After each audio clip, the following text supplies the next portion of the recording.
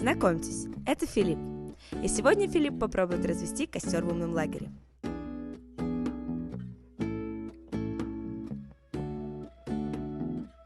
Не на костровой, Филипп, а у корпуса.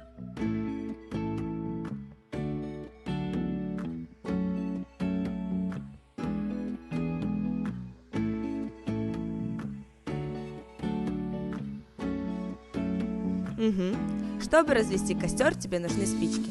Но, к сожалению, в умном лагере их использовать нельзя. Поэтому придется добывать костер, как в первобытные времена. Нет, Филипп, прям как в первобытные времена.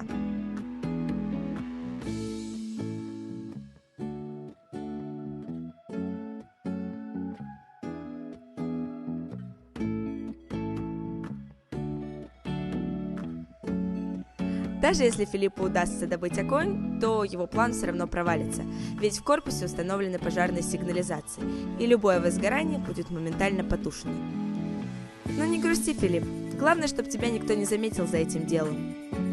О-оу, кажется, у кого-то проблемы. Ну все, теперь, Филипп, жди объяснительный и серьезного разговора с родителями. На самом деле это все шутка-юмор. Филипп так никогда не делал, не делает и делать не будет.